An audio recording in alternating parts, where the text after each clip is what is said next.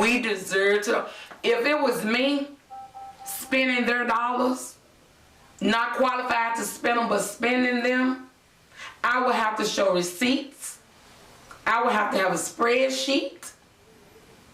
Where are they?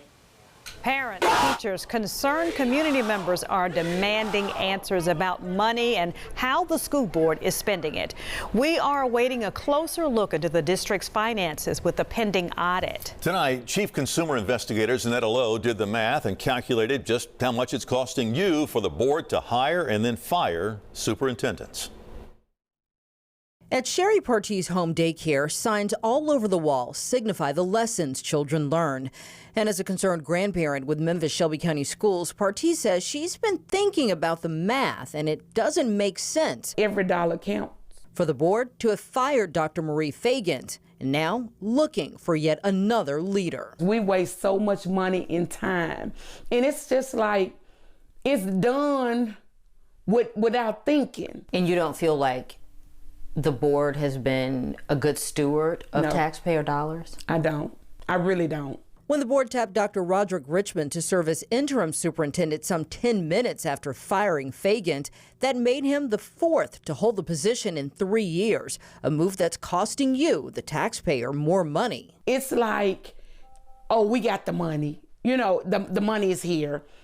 We can just do that. That's not what it's about. So we decided to do the math and add it all up for you. Let's start with what it cost to part ways with former superintendent Dr. Joris Ray. His severance was $480,000, plus the district paid 2 attorneys a little over $50,000 to investigate misconduct allegations against him, a probe that abruptly ended and never became public. Total so far? More than $530,000. That's cost. You taking money out of the district to have to do something else. A cost that continues to add up.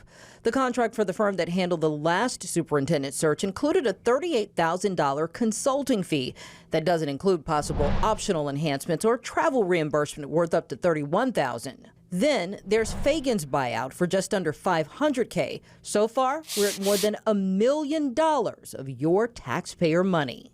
It's a waste, a total waste. Sarah Carpenter is the executive director of parent organization Memphis Lift. They paid an outside attorney. They got an attorney over there.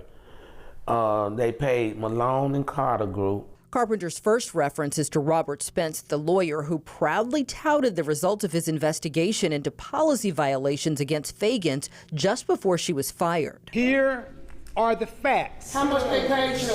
What you just heard was someone in the crowd asking Spence how much he was paid. WREG filed a public records request to get an answer to that question, and we're still waiting to hear back. I want the books open. I'm talking about all the way down to a pen. You want to see what's been happening. What's been happening with the money. Meanwhile, the News Channel 3 investigators obtained a copy of the 6-month contract for the Carter Malone Group to handle public relations for the board. Add that $70,000, and our new total is more than $1.1 million.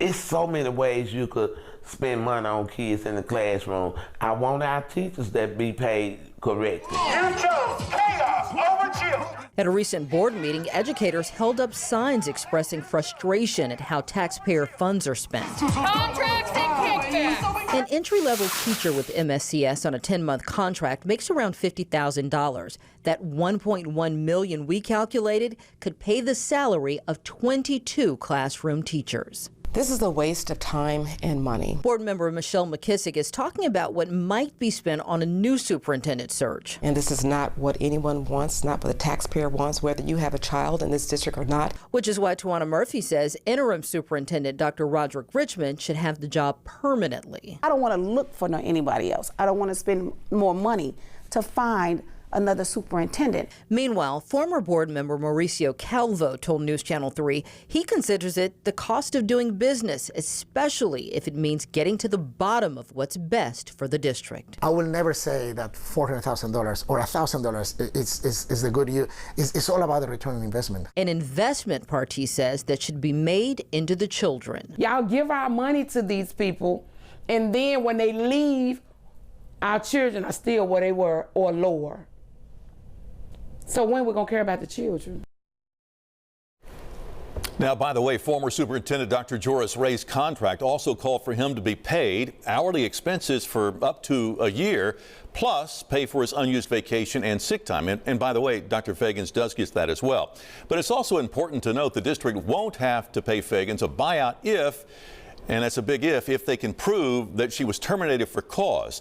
Now, as for that audit into the district's finances, it will cover the last 5 years, so stay tuned.